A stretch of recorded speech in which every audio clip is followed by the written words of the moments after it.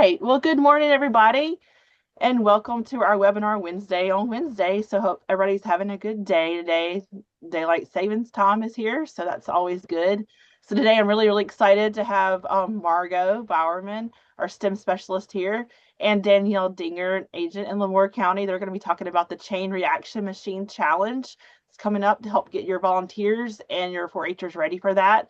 I also want to welcome any volunteers that have joined today, club leaders. That's exciting. So I'm glad that y'all are on as well.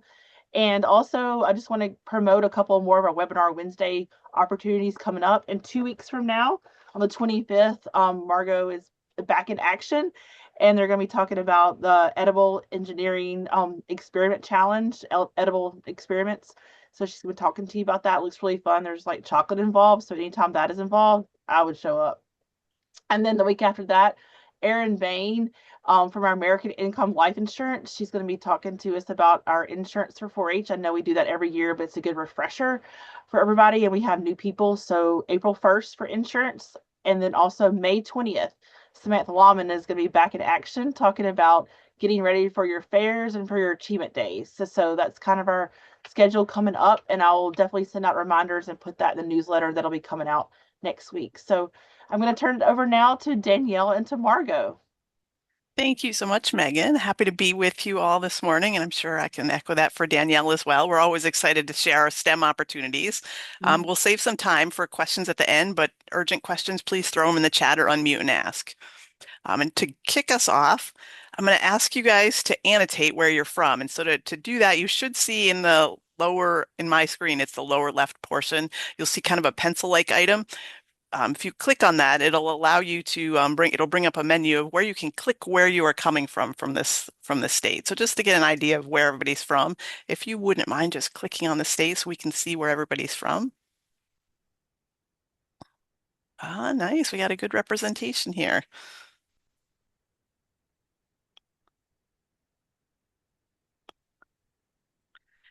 And there's a few other members of our STEM team that are on today too. So I invite them to offer any observations, or anybody who's participated in our Chain Reaction Machine Challenge. If you have some advice to offer, please unmute and share. If you may recall that we've changed the name of this from the Engineering Design Challenge to the Chain Reaction Machine Challenge, just to maybe better indicate what we're doing here, and maybe to make it a little more welcoming for people to not get so intimidated. But hopefully, when we're done today, you will all be really desiring to put a team together in your county. So with that, I'm going to clear off those drawings and get us started on our slideshow. So Danielle. Yes, thank you, Margot. And as Megan said, I am Danielle Dinger. I am a FCW, or Family and Community Wellness Agent in Lemoore County. So as you saw on the map there, we're in the southeast corner of the state in a socked in, foggy kind of day. So it's a very spring day here. And I'm so glad you guys are here as well, because STEM, particularly science, are a huge passion of mine.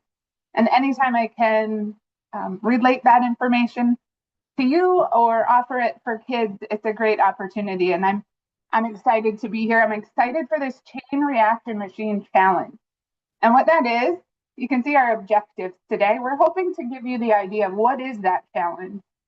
What are the basics? Where do you find your resources? What we hope that teams will learn and come away with. What is the idea? Why are we teaching this to kids? We'll talk about journals and their presentation, their showcase, if you will, their kind of culmination at the end of the year to the judges. And then what support we have for teams, and hopefully answer any questions you might have. So one thing, just to clarify, Margot alluded to it, but we used to be called the Rube Goldberg Machine Challenge. And that was the state event. And it still is the state event. We've just gone through a couple different names. So last year we tried out the Engineering Design Challenge.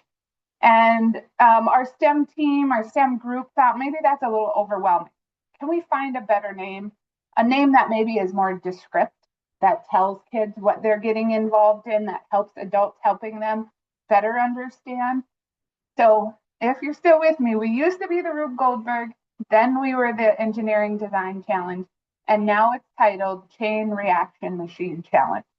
So all of the setup is the same. We've just tried out a few different names, if you will. So to clarify, Margot has done, as our state specialist in STEM on campus, she has done an amazing job providing us with STEM opportunities for youth. STEM opportunities that you can put in your back pocket and maybe take to an activity day, or offer in your community or at a STEM event. She's also offering more information on this challenge in order to help people better understand what it is STEM is all about and what it is that we're doing.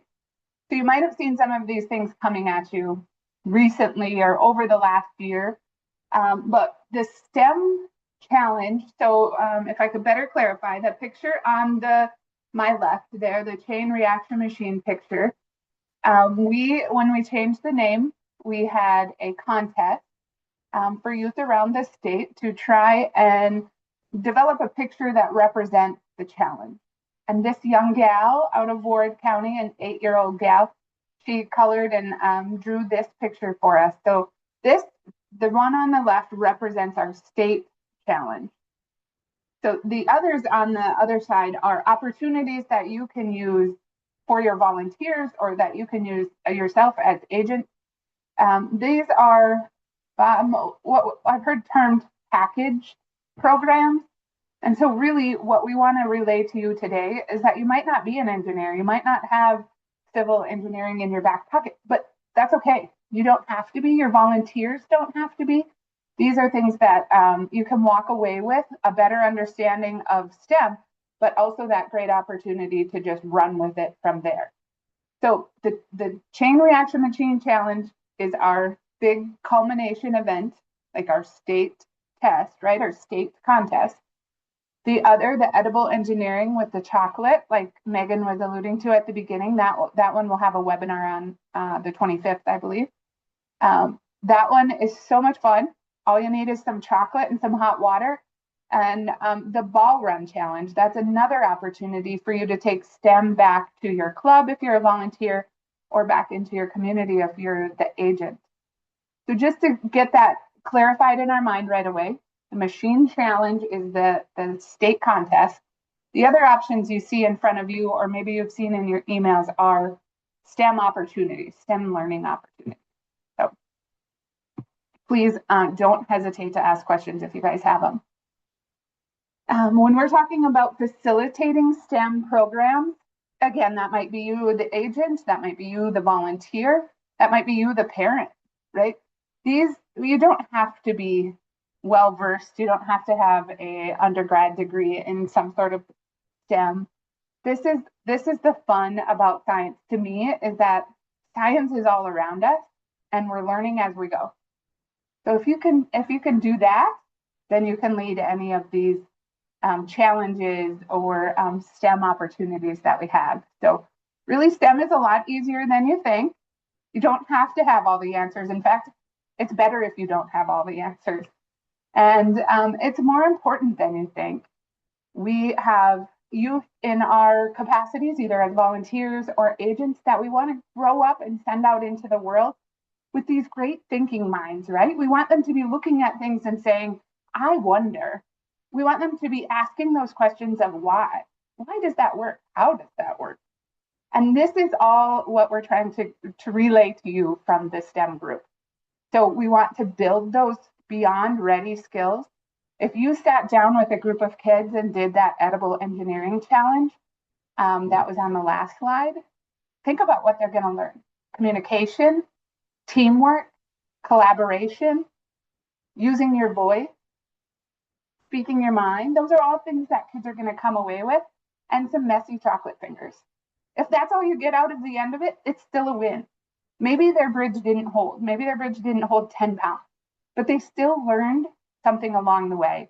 And what we're doing as adults, I think the next slide, oh, no, it'll come up later. But I think as adults, what we should do is just start using that language with them. Just start talking in that capacity to them, and they'll get a better idea of what it is to be an engineer, right? So it's all in how we approach it. Thank you, Margot. If you want to go to the next one. So you'll get a lot of information thrown at you here, but what is a Rube Goldberg? Think back in your mind. Does that word mean anything to you? Rube Goldberg's actually a trademark name now. That's why we had to move away from that name. Rube Goldberg is this fanciful idea of how to make a simple process very hard by using step by step by step by step. So think of, in my childhood years, it was the mousetrap game. Marble Run might be another one that you guys have thought of or played. And what that is this one step, or what we call one transfer of energy to another transfer of energy to another to complete a simple task. And each year we'll have a different task. If you remember from last year was feed the animals. This year is move the water. So there's a nice video that comes up next that another gentleman does a good job of explaining Rube Goldberg. Okay, so what exactly is it? A Rube Goldberg machine is a chain reaction machine, a bit like the game Mousetrap, where one thing knocks into another thing and sets off another thing. And we've built a giant machine out of loads of primary school kids' invention ideas. So everyday objects? Yes, and lots of crazy things that kind of interact with each other. Fantastic. Any brass monkeys out here? We've got a duck and a dinosaur. So Okay. So this is basically the inside of a kid's brain, really? Yeah, essentially. So all of these stages were invented by 5 to 11-year-olds. Okay, and then Incredible. you implement them. Yes. Thank so you, what Margot. exactly is it? And we intentionally didn't show you what the end result looked like. But get that idea in your mind. This is the inside of a kid's brain, right? How do I make this move? How do I move this energy to the next thing? And if you were around in 2020, our past STEM advisor there from campus, Lindsay Leaker, she had us do homemade Rube Goldberg. And so that might be something that you can refer back to. But I did it with my own kids at home. We just had things setting around. They have lots of toys, they have lots of recyclables, and we made a chain reaction machine at home. This is that in a state contest. So it's really like tinkering and having fun with kids. But that Rube Goldberg, there are some rules, and Margot will get to the resource there for that. But just to keep it within some sort of bounds, there has to be guidelines. And that is, you have to move water. So this year, kids and water, that could be a big disaster. So you might use water, but you might also use something that represents water. That could be a ball, that could be marbles, that could be, name a thing. That's up to you. It's always going to be theme-based. So like I said, each year will be something different, right? There'll be a different task to complete. In the years I've been here, 7, I've probably seen like water the plant, feed the dog, move the water, all different kinds of themes each year. So we will have a different picture, like that young gal from Ward County made. We will have a different picture each year, but it's still the same challenge. Okay, it's for kids grades 3 through 12. There's no junior or senior level in this case. It's just one team of kids grades 3 through 12 and 2 to 10 youth. So if you have 10 kids or 2 kids, they're going to be a team no matter their age if it's 3 through 12. And then we ask that there be one coach or one volunteer. And of course, that could be yourself or that could be somebody that you're working with. Thank you, Margot. So in this case, what we're wanting to do is to build that Rube Goldberg type contraption. And your task is to take the water from one end, or the representation of water, and move it to something else. So where it ends up, the sky's the limit. There is no guidelines on what it has to end in, a bucket or say a pond, whatever. It is all in representation of that. So as long as you're moving the water from one location to the next, then you've met that task. So we have resources to support adults in leading teams. And one of them is right on our state webpage, our Chain Reaction Machine Challenge. And these are all Googleable terms. So if you were to put them in Google, they'll take you there. And we can throw the links in the end as well. But head to our state page, and there'll be resources on there. And where it will point you to is one, it'll point you to our handbook. So you'll find our handbook with the diagram on there, and it was a young person from Williams County. Who Oh, sorry. yep, that's okay. She was super excited that her design was chosen. So that'll be the outside cover of the handbook, and we'll go over what's in the handbook in just a minute. Then another place you'll find resources is in our Google folder that's available to the public, and it's under contests, and it's our chain reaction machine challenge. So you'll see in there the things that are listed here, and in just a minute we'll talk about why some of the simple machines and energy transfer in there. But shortly, it's not quite there yet, you'll find some activities that will relate directly to preparing teams for this year's Rube Goldberg Challenge about moving water. So, and again, as Danielle said, it doesn't have to actually be water. If you've ever worked with kids in water, if you can avoid it, I certainly tend to. But if you're more game than I am, go for it. But you can, in some way, we want kids to think about the challenges that we are presented as a society, whether it's drought and we don't have enough water, or whether it's flooding, we have too much water. So we want kids also to start thinking about things that are relevant in the real world. So the handbook in itself is kind of the go-to place, your go-to place to get what you need. Within that handbook, there's who can be on the team. So as Danielle mentioned, we want teams of 2 to 10 youth. They can be cross-age, and it's a wonderful opportunity for young people to, especially our older young people, to get some leadership experience in working with young people. It creates some fun opportunities for them. There will be a way of how to register a team. And then most importantly are the machine specifications. And we start using that type of language, machine specifications, because we want young people to really start to connect this to engineering. So there's the specifications are what there has to be as part of a team or as part of your machine. Then a little bit about what you can do as a theme or a story. And what's nice about that is we have young people that might be interested in engineering that are attracted to this. But when we add the theme and story, we also bring in those young people that have that interest in creating stories or that type of creativity. So it's a nice opportunity to bring two groups of youth together that come from different mindsets, and it's really fun to watch them work together. So there'll be specific specifications with regards to moving water. So it can be a representation of water, and there has to be a step that demonstrates to the audience or to a judge that water or a representation of water moves from one location to another. So that'll be a step in a machine. And please don't let this overwhelm you. So if you have questions, do not hesitate to reach out to me or Danielle or other members of our STEM team. What we do go through in here is the engineering design process, and it's a problem-solving process that engineers use. So we want young people to actually feel like what they're doing is engineering. So we're giving them a way to see how what they're doing relates to things that engineers do. Record keeping, this is just to be upfront, it's not a one meeting and you're done type process. So by the time young people are putting this machine together, it's several attempts or iterations to get their machine done.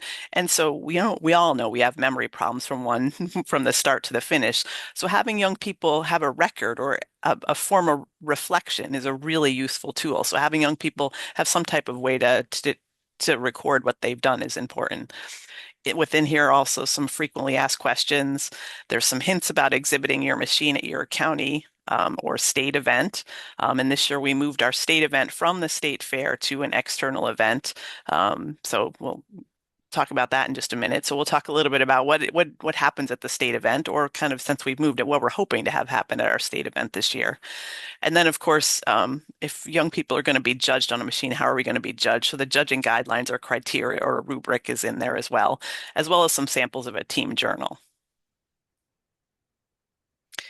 And really what we hope teams learn, and I definitely have seen this when I've been working with young people, are some of those skills that we find are useful in no matter what career field you end up in, not just engineering, but and it's so fun to judge and watch teams as they go through this process of creating the machine, because you see those problem solving skills come out really strongly. You also see those critical thinking skills where they can analyze what's going wrong in a particular step or part of their machine, and how can they fix it? And then because we're asking them to work as a team, they're getting some of those social skills too, where they're learning to communicate with each other. They're learning how to work with each other and maybe having to compromise when their favorite step in the machine doesn't get put in the machine. So some of those type of social skills, as well as creativity and leadership, are all part of that. But what we're also working on here too is introducing some things that are related to engineering or physics, so that there is some connection to things that they'll see in school. So we're certainly what is in a Rube Goldberg machine, and we want to help young people identify are the simple machines, and we'll go through those in just a minute. And as Danielle mentioned, definitely energy transfer. You have a human intervention to get your machine started, but then we want that energy to be driven within the machine. So how do you transfer energy? So that's something that young people definitely learn. Then we have them go through the engineering design process and understand, and we'll go through this in just a minute, that it's not a one and done process, that it's an iterative process. And then, as I mentioned before, we also have that theme in there that young people can gain some relevant experience to real world issues. So here's the 6 simple machines, and so this is an opportunity for young people to learn about these machines, but it's not a requirement that all 6 simple machines be in their machine. But without a doubt, there will be at least one, and probably more than one of these simple machines in their final machine. So these are the simple machines that young people learn in school: the pulley, the lever, wheel and axle, wedge, inclined plane, and a screw. And Danielle's been going through this in a special STEM club that she has. Yes, thank you. So there is this great opportunity for us to hold. It worked out really well for me that I could hold one each month. And each month that my labeled 4-H STEM club gets together, we learn about a new simple machine. So they're also learning at this club meeting. They're also learning a little bit about 4-H. We do an icebreaker each time so they get to know one another. And by doing that, we're opening up those doors of communication, right? And the opportunity to collaborate. So there is more than just coming and learning about science. But within that, so now this next one will be the focus on pulleys. And so we'll have some sort of activity built into that. And Margot, again, has some awesome resources, some lessons that you just pull out and run with that I can take back to this club and teach them about pulleys. And so again, my whole mantra in life is to get kids to notice the science around them. And so each time they come back, say we learned about levers last month.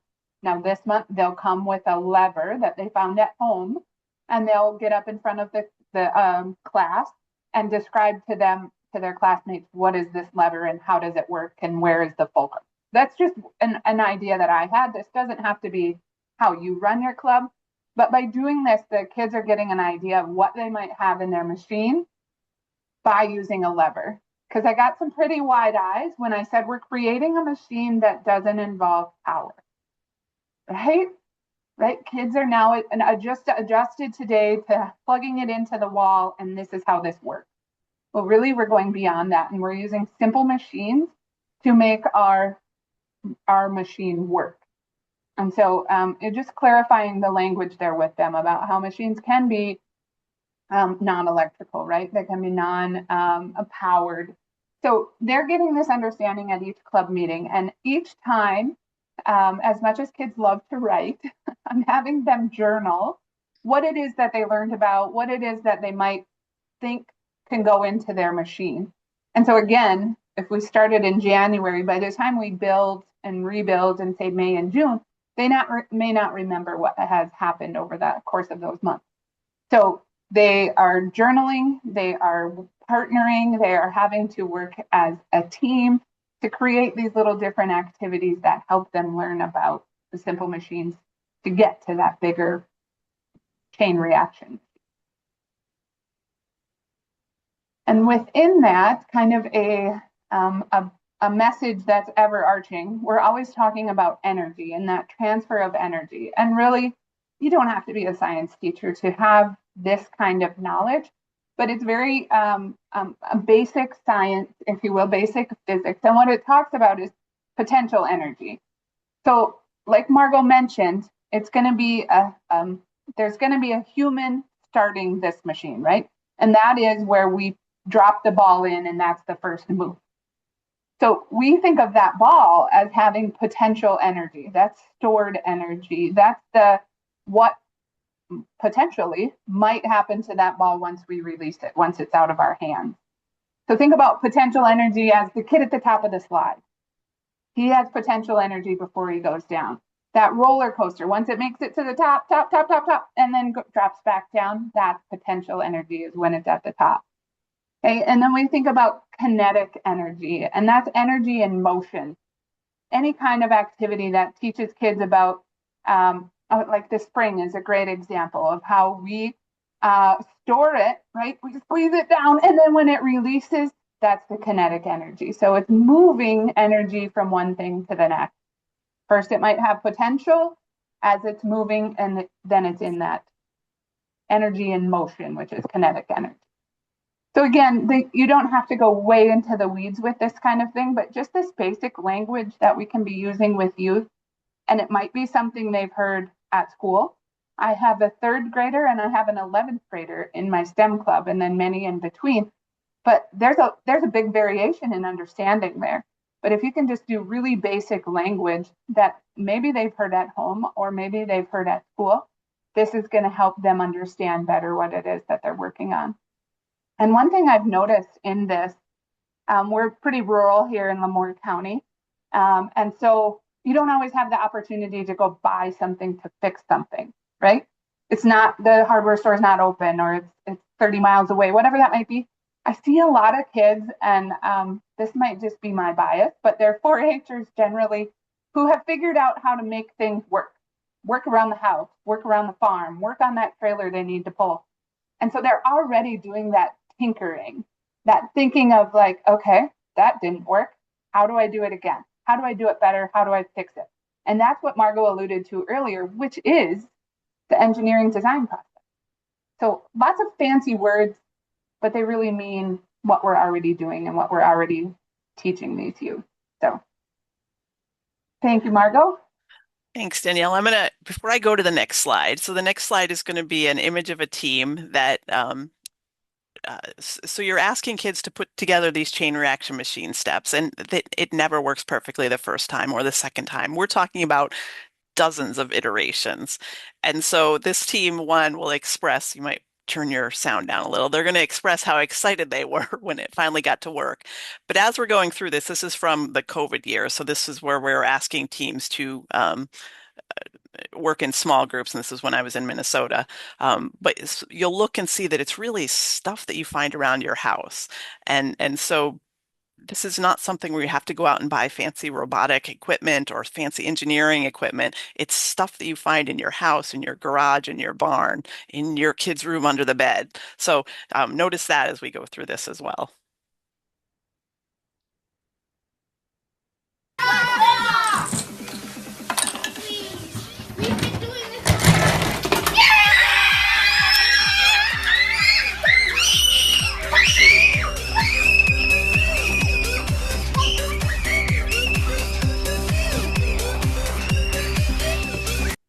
So that truly captures the energy and excitement that I've seen in teams when things finally get to working right. Like it truly, it never happens on the first, second, third time. So that's really building, in addition to all those other skills, it's also building a little bit of resilience and grit. And it's a question I'd love to ask as a judge. Did it work on the first time? And get that. So what'd you learn from it? Did you just kids learn to stick with it? So that energy, oh my, I'd be surprised if it didn't happen with any team. So it's really fun to watch that happen. And you know when you're getting kids excited that you've nailed it on something. So as I've mentioned before, we use an engineering design process, and if you're really into engineering design, you can go online and look this up, and there will be different variations of the engineering design process, from a 3-step process to an 11-step process. What we've distilled here is a simplified process, but within all of those are these common elements. And we're going to go through this in just a minute. But one of the important things to note is this isn't a go through it once and you're done. Part of the engineering is the testing of it. And so again, getting that critical thinking in, what's working really well, where can we maybe improve this? So the example that I use when I teach kids initially about the engineering design process, and you're welcome to use this, is I say it's a way to solve problems. And I'll ask kids, how many of you had to solve a problem today? And I might get a mix of, well, some of us did. And so I go through example of every day I have to figure out what I'm going to wear. And I use an engineering design process to figure out what I'm going to wear. And so the first thing that engineers do as part of the engineering design process is ask the question. And so they really want to understand what the problem is. And that's really what engineering is. It's about solving problems. And so the first thing that an engineer does is really ask questions about what is the problem that I'm trying to solve? What are the constraints? And I use that word just as an introduction of vocabulary. So what are the constraints? Those are limitations. And also important is what is the criteria for success? So when I'm getting dressed every morning, I want to have clean clothes. I want them to fit, and I want them hopefully to match. So that's the first step in this engineering design process. Then the next step is to imagine or research possible solutions. And this is kids love kids love doing this stage, and that's often one thing as a facilitator, helping them get past just the brainstorming session. But it's also a really good illustration of when you bring different people together that don't think alike, how those different ideas really can evolve into something really creative and different. And it's a good illustration of why we want people on our team who think differently than us. For example, in my situation, or figuring out what to wear. I look through my closet. I don't, in my closet are my clean clothes, so I'm not taking them out of the dirty hamper. And so I pick a couple of solutions, and then I pick which one I'm going to go with. So the next step in this then is to make a plan. So out of everything I've picked out, which ones do I think will help me create a solution to my problem? Which ones fit? I know they're clean. Which ones go together? And certainly, when we go through this, they might have a couple of plans. And again, so this is where it's sometimes important as the caring adult facilitator to help them. Let's pick one so that we can move forward. It's also a time when you're working with a team that you might find that as we're carrying out our machine, it's an opportunity for young people then to have a role. So maybe this step is my role as a young person. So I'm going to really pay attention to this, or maybe I'm quality control and I'm going to make sure all the pieces are in place. So it's an opportunity then to assign roles for team members. So I've got my outfit on, and so then my next step is to actually start to create or build. So in my case, it's put my outfit together. So I'll let Danielle take over from here. Yeah, so I think it's a great opportunity. Margot had told me this a long time ago about the analogy with getting dressed. And I just used it at a STEMtastic day at the University of Jamestown last week. And you could see the light bulb. You could see the kids going, oh, yeah, I am doing that. I am going through this engineering design process in whatever challenge I come across, right? Like, how am I going to get to school today? How do I get dressed today? What am I going to make for supper? This is the process that our brain goes through in order to solve that problem. And so if you can relate this to kids and explain it to them in this fashion, then they can see where they're at in the process of this engineering design. So the create and the build, this is the fun, hands-on. This is the let's make that plan, that imagine that we had in our brain come to life. This is where we put things together, where we tinker, where we make that transfer of energy from one thing to the next. Or in your clothes scenario, this is where you put it all on. And then you get in front of the mirror and you go, my goodness, that has a giant stain and I matched gold with yellow. That idea, right? So then as we go on, kids learn, okay, that didn't solve my problem. That didn't transfer the energy as it should have, or solve my problem of getting dressed and wearing clothes appropriate for work. So now we have to go back and improve on that. We have to improve in this case, our Rube Goldberg machine or chain reaction machine, and see what is the next step. Why didn't it work? Why didn't that transfer of energy work? How can we improve on that? And what can we do differently the next time?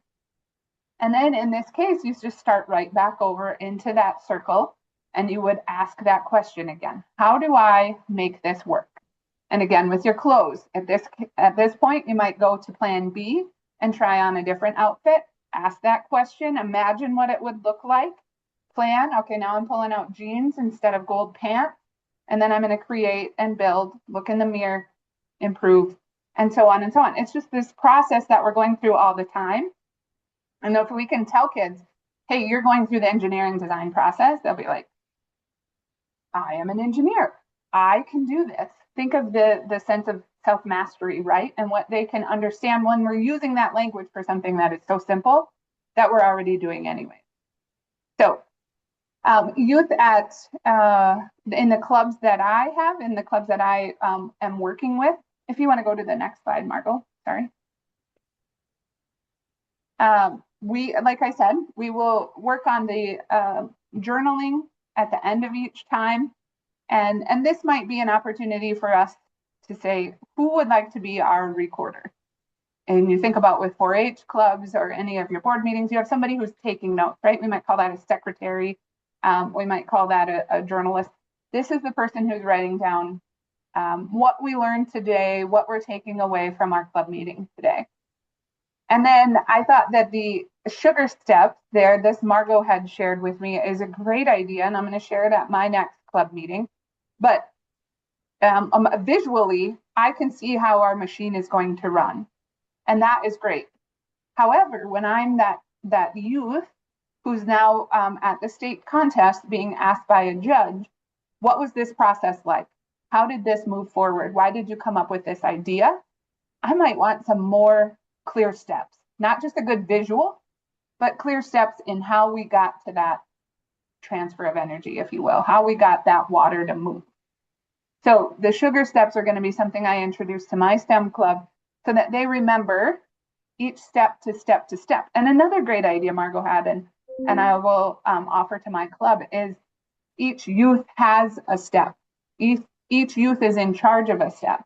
And so then think of them as taking ownership of that one transfer of energy. They think of how it works. They line up the materials for it. They answer to the judge when it comes time to at the state contest. But then in order to make that work with all the other transfers of energy around it, they have to combine as a team. And so here's all these opportunities for them to be independent, but also working as a team. So I think the sugar steps is a great idea. Margot, correct me if I'm wrong, but diagrams are okay if they hold in their hand while they're being judged. Absolutely. And what I'll relay to them is how important it is for communication, right? Practice with youth. If you have this team that's going to move on to the state contest, practice with them. Have questions that you're throwing out there about, it might be about the transfer of energy, kinetic or potential, might be about what simple machine was used. Have that language happening in your club meetings as you build this big machine, and then they'll be ready to walk off with it with the judge and just really knock it out of the park. So journaling, great way to reflect on what we learned. Sugar steps being a nice opportunity for us to see on paper what it is that we're doing with the machine itself. And one thing I didn't mention earlier, I'm sorry, Margot, to go off path here, but with a 4-H in North Dakota, we have many state contests for whatever it is the youth might be interested in. So think of your state contest at State Fair, like communication arts, fashion review, your static exhibits, your livestock shows. This is our version of that for STEM. So it runs very parallel to any of the other state contests that you might already be a part of, or you might have youth entering into. This is that opportunity for STEM. So think of it as equivalent to that. Thank you, Margot. Thank you, Danielle. So when we think about showcasing, so the youth have, like any other 4-H project, put in a bunch of work. They want to be judged against their peers, or at least evaluated on how they've done. So showcasing is really important. It's taken them a while to get those steps done. And in truth, when you bring your machine to judging, sometimes your steps get a little messed up, but it's still important for young people to have that opportunity to demonstrate in any 4-H project the skills they've learned and the knowledge they've gained. So within the showcasing, it is important for young people to have a judge who's knowledgeable about this process. And so feel free to reach out to me if you've got a team doing this, or I'd love to come out and judge too, so I don't mind an invitation. But it's important for a young person for a judge to understand how to evaluate on what we've asked young people to do. We don't want to shortchange them on what they've learned about simple machines, on what they've learned about transfers of energy, or how they've used an engineering design process. And then a judge that can also bring out and talk about the knowledge and the skills that they've gained through this. So the showcasing is also fun and important, but also fun. And I will say, these machines they build a little bit of suspense because they're taking steps, and there's always a little bit of a crossing your fingers and hoping the step's going to work. So they do bring in a good crowd. So if you have a team that's doing it, provide that opportunity for a public showcase, because it is a fun thing for public other people to watch as well. Margot, if I could add too, I plan to have our show in June at their achievement days. So that'll be that one opportunity that Margot was just talking about. They'll have that in front of public, other people asking questions. They'll have that opportunity there to kind of practice a dry run. More importantly, I'm really hoping to put it into our local assisted living facility and have them display it there and be asked questions there. So there are opportunities for kids to practice this before we get to the state event. Again, just like a lot of the contests we have in 4-H. Thank you, Danielle. This is a video I'm going to show you, and it's a little bit of a longer video because it is actually a team that I worked with. I had a dog club, and so there's some dog theme in here, but our task in this challenge was to turn off a light bulb, and it was about energy conservation.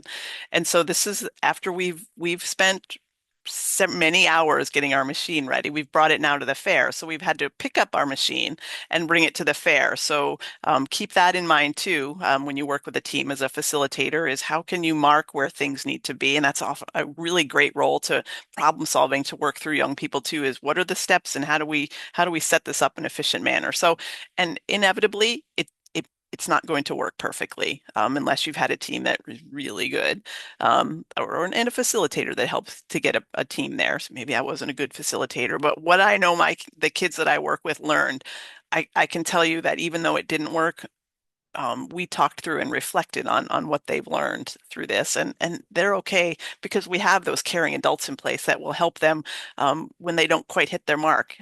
The things that we can help them recognize the things they've learned and the value that was they gained.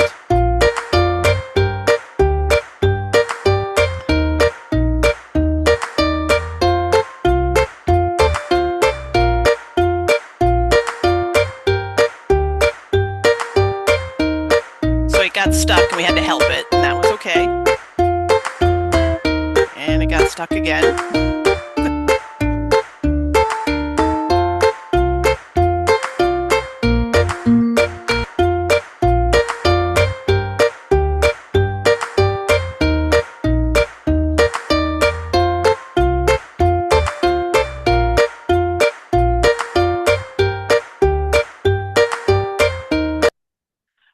Go through the individual steps, but each young person in this particular case was responsible for a step, and there was one young person who went on vacation in the middle of the machine, so his step actually didn't get used in the machine. So we had to talk through and help him recognize still the value that he brought to the team. And he was really one of our technical thinkers, so he could acknowledge that even though his step was disappointing for him not to have his step used, the value that he brought to the team was in helping everybody else's steps get together.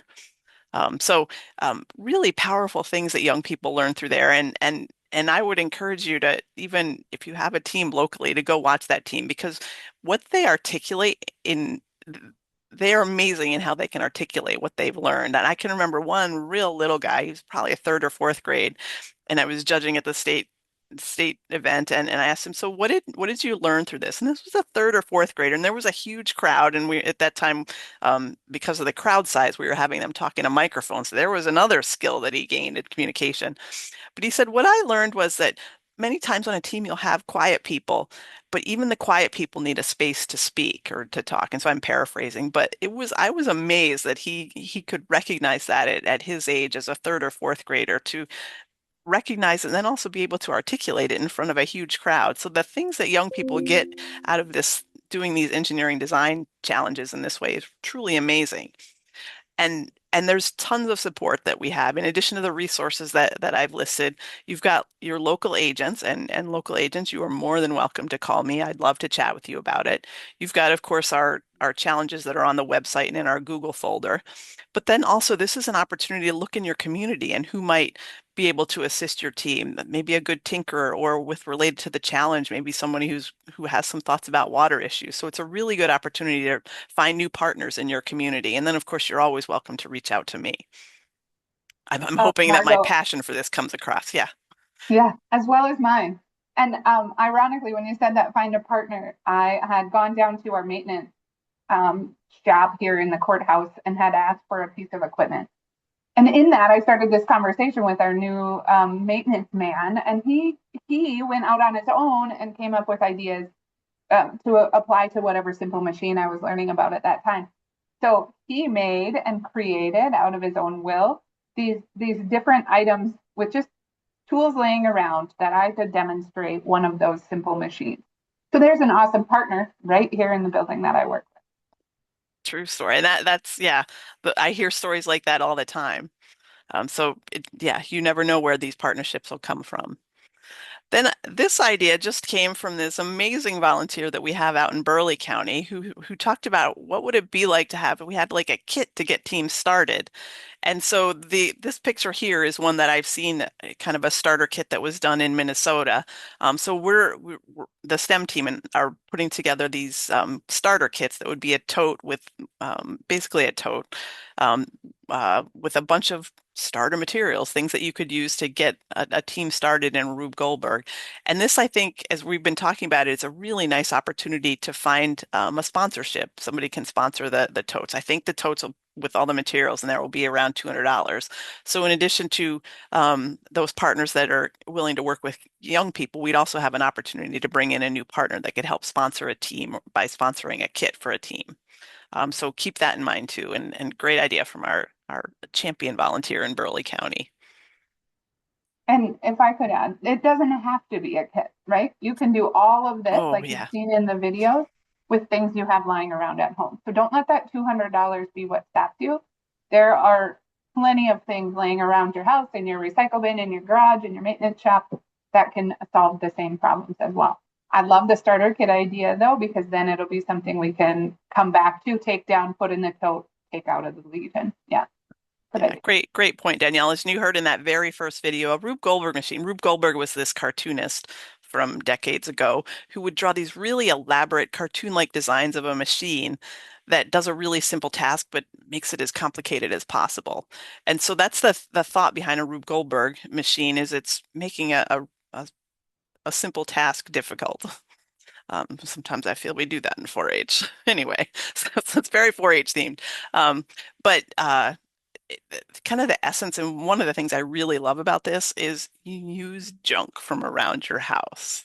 It's not good if you're a hoarder, because you're like, well, I shouldn't throw that away. I could use it in my Rube Goldberg machine. But in truth, and that's what I try and do in most of the curriculum I do, is what is stuff, having lived in a rural area all my life in the time before Amazon, when you couldn't easily acquire things, what are activities that require things that we can find locally without having to make a shopping trip? So with that, we'll open it up for, Danielle, do you have something else to add? Nope. Go ahead. With that, we'll open it up for any questions or thoughts or anything.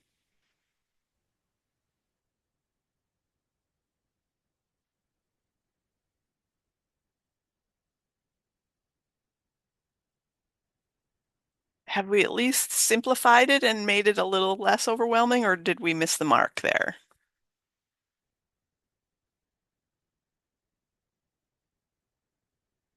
Thank you for explaining everything. And I have a fifth grader that would absolutely love doing this. He's a tinkerer. But did I miss when are they competing for this, or when do they have to turn it in? Sure. Great question. Great question, and I did kind of gloss over that. So we've moved it out of State Fair, although if State Fair is a destination for you, we can definitely have it there.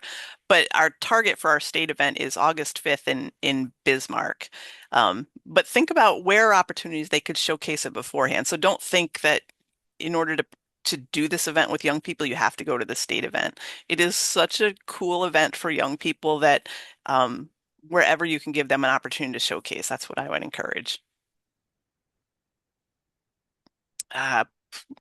Good point, Christy. And that's why maybe we leave, or it's a viable point to leave the state event open. And it was a difficult time to pick when to do it. So I think that is it's not definitive yet. One of the things that we are doing to hopefully simplify things for counties or families is we're doing it in conjunction with the consumer CDM. So we're trying to simplify that, but to find out if we certainly don't want to eliminate people from participating.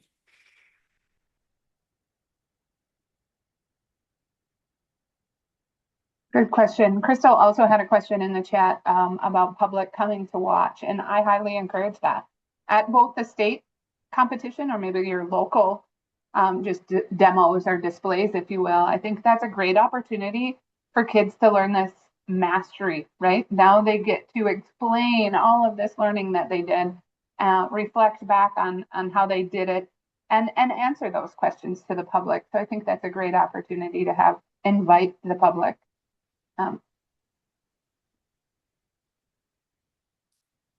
That's correct. They don't need to qualify. And in truth, I've worked with some teams that have signed up for a state event, and it is time consuming. I'm not going to lie about that, for a machine to come together. So sometimes their steps aren't all working. Still come, because it's fun to see how other teams have solved the challenge. It's fun to see what other teams have done, and it's also a good networking opportunity to meet. We try and get industry folks as well as youth development folks as our evaluators. So it's a good opportunity to hear what true engineers think of this. So, and I'm hoping this year, with moving it out of the state fairgrounds as well, we can have some enrichment opportunities. It'll be in Bismarck for sure. And if everything comes together, then we'll have also some enrichment opportunities at Bismarck State College. Some other STEM learning opportunities, yeah. Okay. And other kids can be part of the team, but they'll have to sign up for 4-H. So it's also, I think, could be a really nice recruitment opportunity for 4-H to reach out to kids that aren't our usual target audience. So invite them to like a kickoff event or a spark event to spark interest in engineering. And if you need some ideas for that, please reach out. I have tons of opportunities and ideas for that. But it could, to get young people in to like a spark event like that, they don't need to be a 4-H member. Think of it as a recruitment event. And I'm glad you mentioned that, Margot. So you might see advertisements come out in a 4-H newsletters or on our social media, but we will be holding regional events. You do not need to qualify. I'm sorry, my camera doesn't always abide.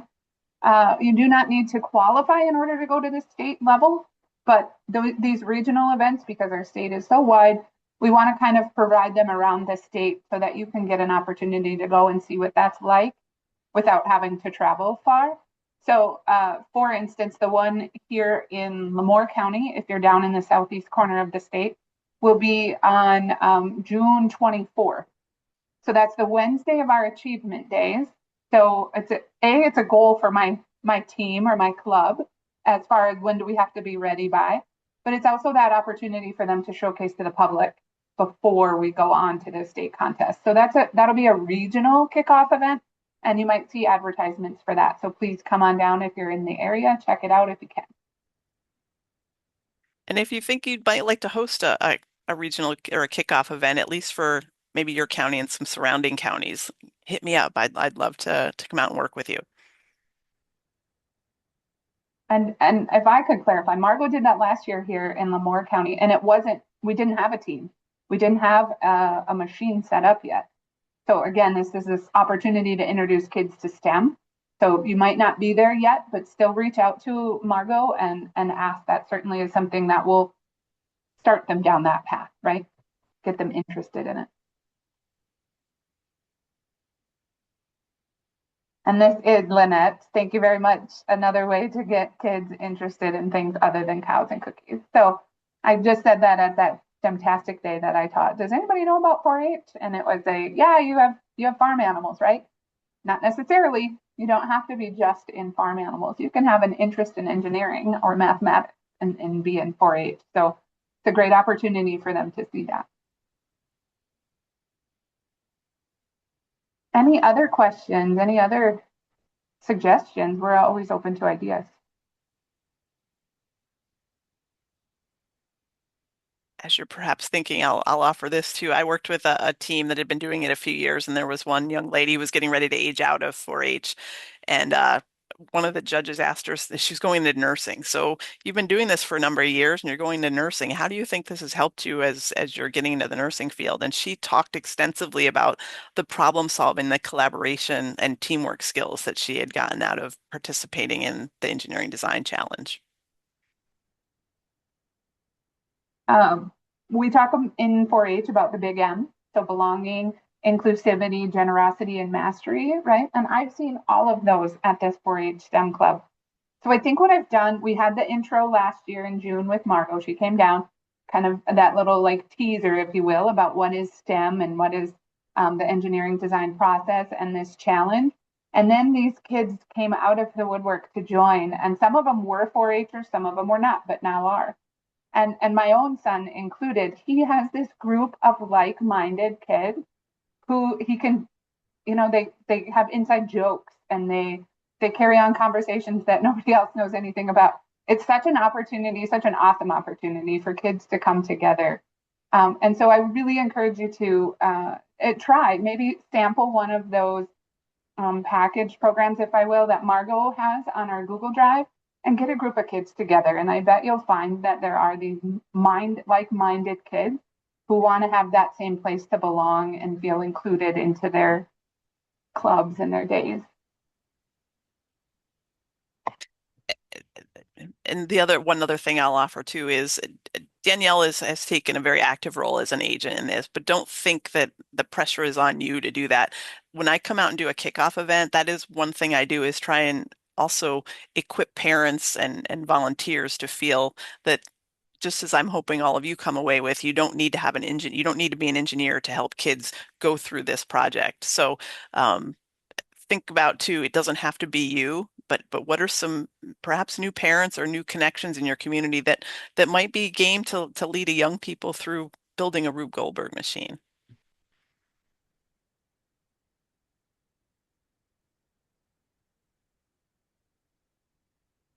Well, if no other questions, Megan, is there anything to sign off with? Oh no, I just want to thank y'all so much for doing this. It was really interesting. I learned a lot for sure, and I really hope to see lots of youth participate in this and hopefully coming to the event we have in August. And I'll emphasize like what Margaret was saying. We just because we're having it this year on August the 5th doesn't mean that's set for every single year. We're just gonna give it a try this year and then see where we go from there. So don't think that's always going to be the same day, Christy. I know you said it's during your achievement days. So thanks everybody for coming. Don't forget 2 weeks from now, don't miss the edible engineering experiment project. That's chocolate, so you'll want to be there for that one. So I'll be sending out a reminder pretty soon about that one. So watch for that in the Zoom link. So that'll be on the 2 weeks from today. So everybody have a great day, and thanks for joining us.